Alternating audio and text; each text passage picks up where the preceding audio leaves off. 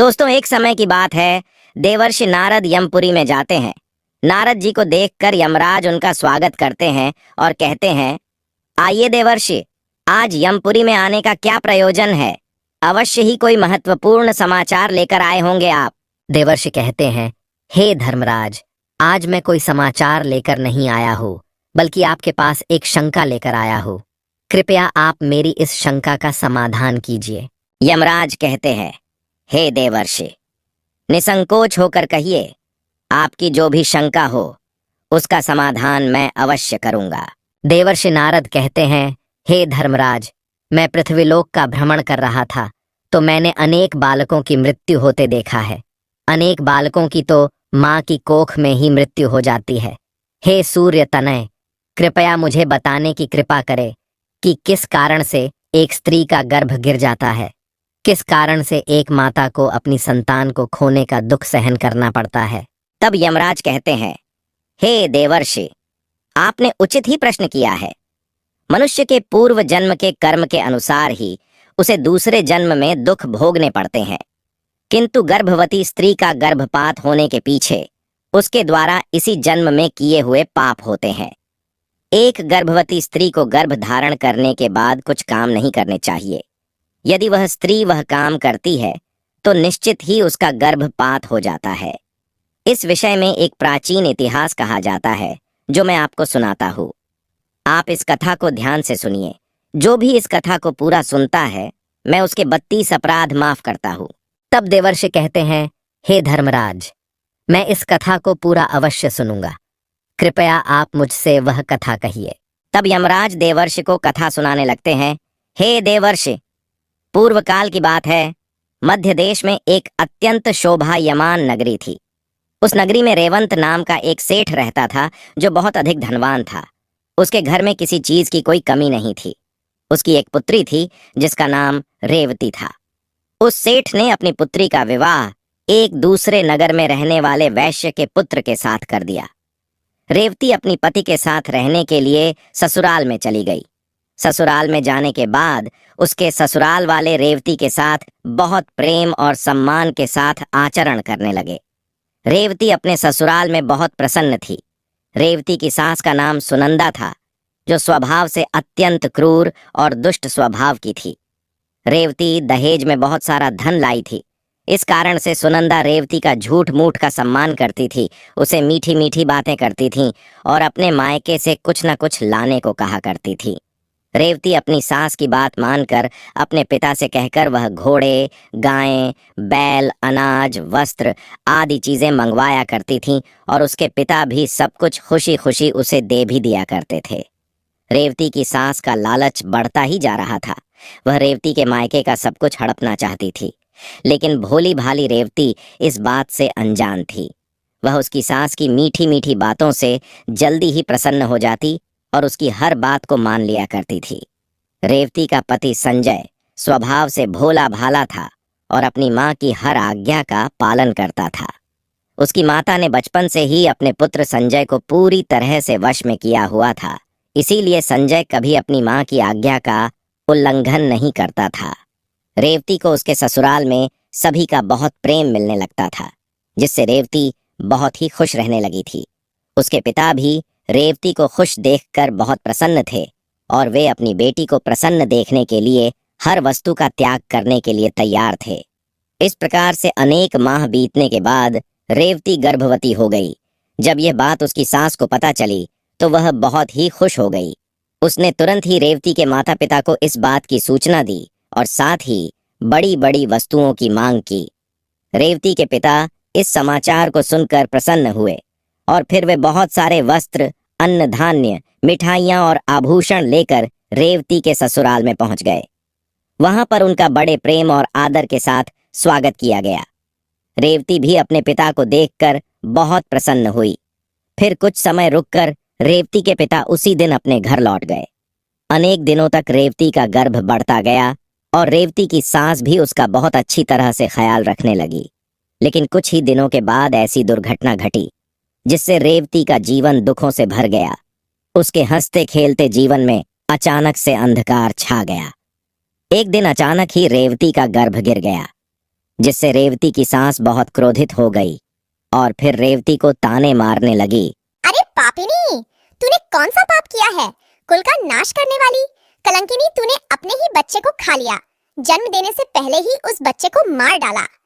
इस प्रकार से रेवती की सास उसे बहुत ताने मारने लगी, जिससे रेवती दुखी और उदास हो गई और कहने लगी, सासू माँ, इसमें मेरा क्या दोष है? मुझे समझ में नहीं आ रहा कि ऐसा किस लिए हुआ। मैं निर्दोष हूँ, मैंने कोई पाप का कार्य नहीं किया है। लेकिन रेवती की सास को उस पर थोड़ी भी दया नहीं आई और वह कहने लगी, अरे दुष्टा, तूने अवश्य कोई पाप किया है, जिससे तेरी संतान गर्भ में ही मर गई। कुलटा और पापिनी स्त्रियों के बच्चे पेट में ही मर जाते हैं। यमराज कहते हैं, हे देवर्षि। उसके बाद से रेवती की सास उसके साथ बहुत बुरा व्यवहार करने लगी। उसे बात बात पर ताने मारने लगी, उसे भला बुरा कहने लगी। अब उसकी सास उससे ठीक से बात भी नहीं करती थी। दिन भर घर का सारा काम करवाने लगी। दिन भर काम करने के बाद ही उसे रात को आराम करने को मिलता था। रेवती को घर का झूठा भोजन खाना पड़ता था। अचानक से अपनी सास का ऐसा बदला हुआ रूप देखकर रेवती को बड़ा डर लगने लगा और वह अपनी सास के सामने आने से भी डरने लगी। फिर और कुछ महीने बीत जाने के बाद रेवती फिर से गर्भवती हो गई, जिससे उसके घर वाले सभी प्रसन्न हो गए। लेकिन रेवती की सास को उतनी खुशी नहीं हुई। वह उसे ताना ही मारा करती थी।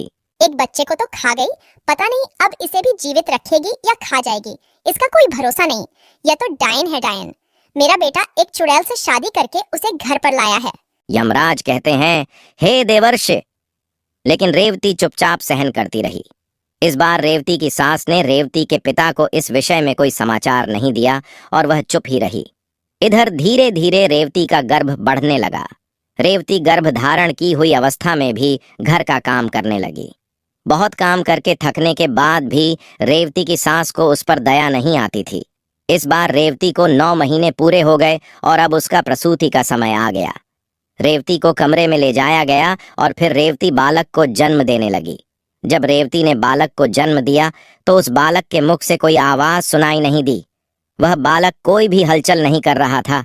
इस बार रेवती ने एक मरे हुए लड़के को जन्म दिया था। इस बात को सुनते ही रेवती बहुत दुखी हो गई और जोर जोर से रोने लगी।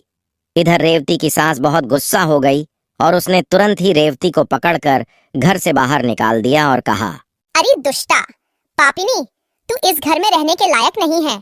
तू तो चांडालिनी है। तू मेरे पोते को खा गई। अब तू इस घर में नहीं रह सकती। यमराज कहते हैं, हे देवर्षि। इस प्रकार से ताना देते हुए रेवती के सास ने उसे घर से धक्के मारकर भगा दिया। रेवती का पति भी यह सब चुपचाप देख रहा था। उसने भी कुछ नहीं कहा। फिर रेवती वैसी ही अवस्था में घर से चली गई। रेवती चलते चलते एक जंगल में पहुंच गई। वह जंगल बहुत घना और भयानक था। उस जंगल में कोई मनुष्य दिखाई नहीं पड़ रहा था। फिर रेवती को उस जंगल में एक बहुत ही बड़ा और सुंदर वृक्ष दिखाई पड़ा। उस वृक्ष के पास एक बहुत ही सुंदर आश्रम था। रेवती जल्दी से उस आश्रम के पास चली गई और इधर उधर देखने लगी, तो वहां पर उस आश्रम में कोई भी नहीं था। रेवती वहीं बैठकर विश्राम करने लगी। रेवती इतनी डरी हुई और उदास थी कि वह अपने पिता के घर पर भी जाना नहीं चाहती थी। उसे यह भय लगने लगा था कि कहीं उसकी वजह से पिता का समाज में अपमान ना हो। इसीलिए उसने उसी जंगल में रहने का निर्णय लिया और वह उसी आश्रम में निवास करने लगी। वहीं बैठकर रेवती भगवान विष्णु की पूजा करने लगी और उनकी भक्ति में डूब गई। अनेक दिनों तक वहां पर उसने भगवान विष्णु की तपस्या की। फिर कुछ दिनों के बाद उस आश्रम पर एक साधु एक गाय को लेकर पधारते हैं। वे साधु अत्यंत विलक्षण थे। उनके मुख मंडल पर तेज था। ऐसा प्रतीत हो रहा था कि उन्होंने सैकड़ों वर्षों तक तपस्या की है। जब रेवती उन साधु को देखती है तो बड़ी प्रसन्न होती है और उनका स्वागत करती है और कहती है, पधारिए हे साधु महाराज, आपका स्वागत है। आप कोई महान पुण्यात्मा दिखाई पड़ रहे हैं। रेवती के ऐसे वचन सुनकर साधु महाराज कहते हैं, हे पुत्री, तुम कौन हो और किस कारण से इस वन में अकेले निवास कर रही हो? यदि कोई गोपनीय बात ना हो तो मुझे सच सच बताओ, तुम यहाँ पर अकेले क्यों रह रही हो? तुम्हारे पति कहाँ पर है और तुम्हारे दुख का क्या कारण है? तब रेवती कहती है, हे साधु महाराज, मैं अत्यंत दुखी हूँ और मेरी सासू माँ ने मुझे घर से निकाल दिया है, इसीलिए मैं इस वन में निवास कर रही हूँ। साधु कहते हैं, हे पुत्री, तुम्हारी सास ने ऐसा क्यों किया? किस कारण से तुम्हें घर से निकाल दिया है? तब वह रेवती कहती है, हे साधु महात्मा, मेरी पहली संतान गर्भ में ही नष्ट हो गई और जब मैंने दूसरी संतान को जन्म दिया तो वह मरी हुई थी। इसी कारण से क्रोधित होकर मेरी सास ने मुझे घर से निकाल दिया है।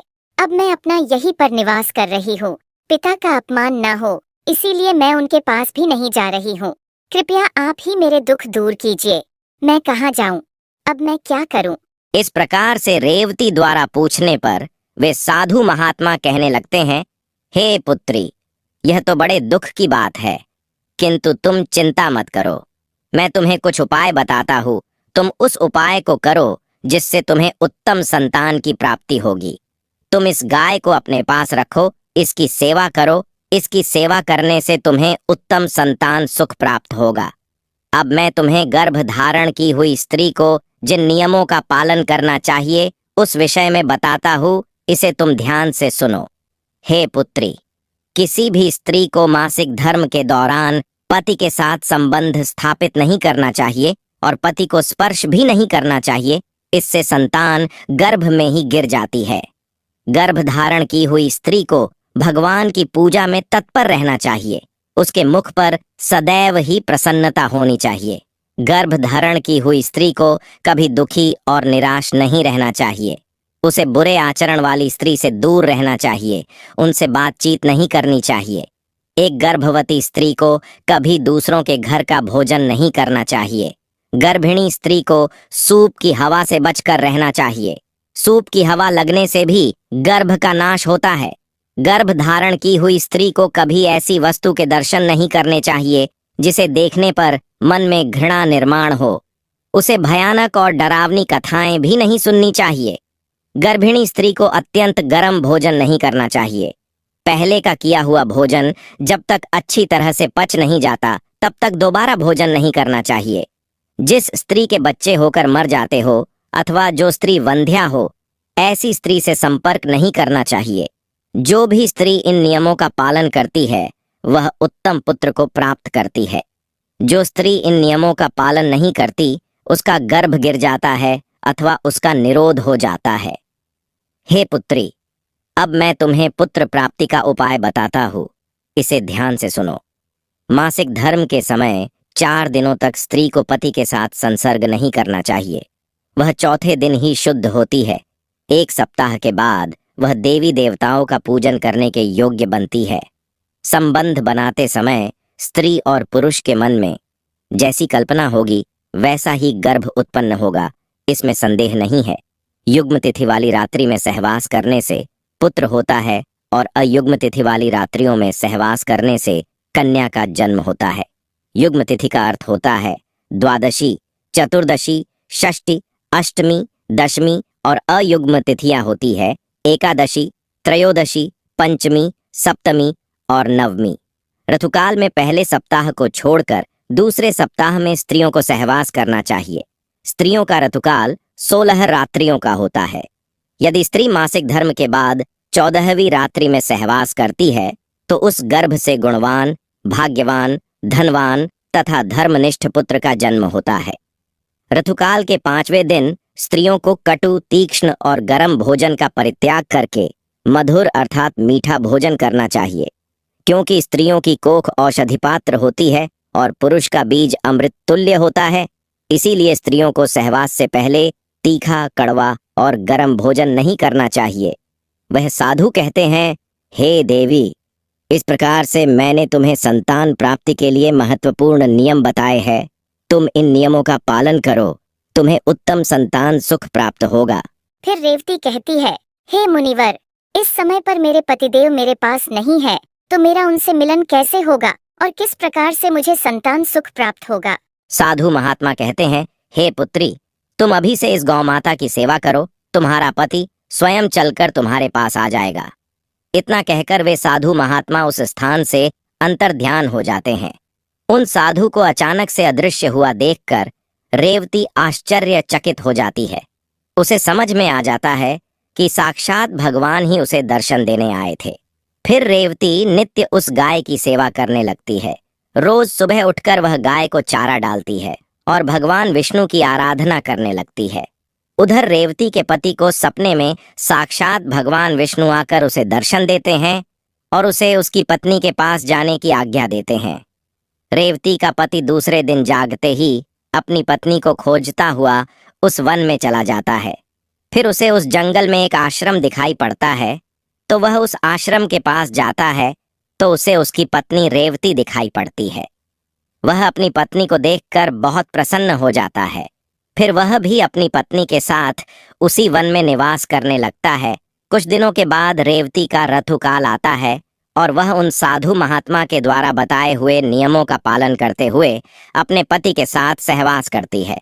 उसके पति के मिलन से रेवती पुनः गर्भ धारण कर लेती है और फिर 9 महीने तक वह गर्भ उसके अंदर बढ़ने लगता है। फिर 9वें महीने के बाद रेवती को एक अत्यंत सुंदर पुत्र रत्न की प्राप्ति होती है, जिसे पाकर रेवती और उसका पति दोनों बहुत प्रसन्न होते हैं। पुत्र का जन्म होने के बाद वह गाय भी उस स्थान से अदृश्य हो जाती है। इस चमत्कार को देखकर रेवती और उसका पति दोनों अचंभित हो जाते हैं। फिर वे तीनों अपने घर चले जाते हैं। उधर रेवती की सास अपने पुत्र को रेवती के साथ एक बच्चे को लेकर आता हुआ देखकर बहुत प्रसन्न हो जाती है और उससे पूछती है, हे बहू, ये तुमने कैसे किया? किस कारण से तुम्हें पुत्र की प्राप्ति हुई? फिर रेवती अपनी सास को सारी हकीकत बता देती है। रेवती की सास को इस बात पर विश्वास नहीं होता है, तो वह पूछती है कि वह स्थान कहाँ पर है। रेवती अपनी सास को उस स्थान के बारे में बता देती है। फिर दूसरे दिन रेवती की सास चुपचाप अकेले ही उस स्थान पर चली जाती है और उस चमत्कारी साधु की राह देखने लगती है। उसके मन में लालच होता है। वह सोचती है कि जब वे साधु आएंगे तो मैं उनसे कोई अनमोल वस्तु भेंट में मांगूंगी। अनेक दिन बीतने के बाद भी वह साधु नहीं आता तो वह बहुत गुस्सा हो जाती है। उसी क्षण उस स्थान से एक राक्षसी जा रही होती है। जब वह राक्षसी रेवती की सास को उस आश्रम के पास खड़ा हुआ देखती है तो वह तुरंत उसके पास जाती है और कहती है, अरे वाह, आज मेरे लिए इस जंगल में ताजा ताजा भोजन आया है। इतना कहकर वह राक्षसी रेवती की सास को मारकर खा जाती है। इधर रेवती अपनी सास की राह देख रही होती है, किंतु उसकी सास नहीं मिलती है, तो वह अपने पति को अपनी माँ को ढूंढ कर लाने को कहती है। रेवती का पति अपनी माँ को ढूंढने के लिए जंगल में जाता है तो उसे वहां पर उसकी माँ दिखाई नहीं पड़ती है, लेकिन वहां पर उसकी माता के कंकाल दिखाई पड़ते हैं, जिसे देखकर वह दुखी मन से घर पर लौट आता है। उन्हें एक व्यक्ति के द्वारा पता चलता है कि उस जंगल में एक राक्षसी का वास था और उसी राक्षसी ने रेवती की सास को मार डाला है। लालच के कारण रेवती की सास को राक्षसी खा जाती है। फिर रेवती और उसका पति अपने पुत्र के साथ घर पर सुखी जीवन व्यतीत करने लगते हैं। यमराज कहते हैं, हे देवर्षि, इस प्रकार से रेवती ने गर्भ धारण के नियमों का पालन किया, जिससे उसे उत्तम संतान की प्राप्ति हुई। देवर्षि कहते हैं, हे धर्मराज, जिस बालक की मृत्यु गर्भ में ही होती है अथवा जन्म के बाद तुरंत मृत्यु होती है, उसकी मुक्ति के लिए क्या उपाय करना चाहिए? यमराज कहते हैं, हे देवर्षि, आपने उत्तम प्रश्न किया है, इसीलिए आप अब ध्यान से सुनो। यदि स्त्री का गर्भपात हो जाए अथवा गर्भ में ही बालक की मृत्यु हो जाए तो जितने महीने का वह गर्भ होता है उतने दिनों का सूतक माना जाता है। आत्मकल्याण की इच्छा रखने वाले मनुष्य को उस गर्भ में मृत्यु हुए बालक के लिए कुछ भी नहीं करना चाहिए, उसका श्राद्ध नहीं करना चाहिए। यदि जन्म से लेकर चूड़ा कर्म संस्कार के बीच में बालक की मृत्यु हो जाती है तो उस बालक की मुक्ति के लिए अन्य बालकों को दूध का भोजन देना चाहिए। यदि चूड़ा कर्म संस्कार के बाद 5 वर्ष के भीतर बालक की मृत्यु हो जाती है तो शरीर दाह का संस्कार करना चाहिए, उसके लिए दूध का दान करना चाहिए और बालकों को भोजन कराना चाहिए। यदि 5 वर्ष की आयु के बाद बालक की मृत्यु हो जाती है तो उसका दाह संस्कार करके उसके लिए जल से भरे मिट्टी के पात्र का और खीर का दान करना चाहिए, तभी उस बालक को पुनर्जन्म प्राप्त होता है। तो दोस्तों, इस प्रकार से यमराज ने देवर्षि नारद को अत्यंत महत्वपूर्ण ज्ञान दिया है। उम्मीद है आपको यह कथा पसंद आई होगी। वीडियो को लाइक जरूर करें, कमेंट में जय श्री हरि विष्णु अवश्य लिखें, साथ ही चैनल को सब्सक्राइब करें। आप सभी का धन्यवाद।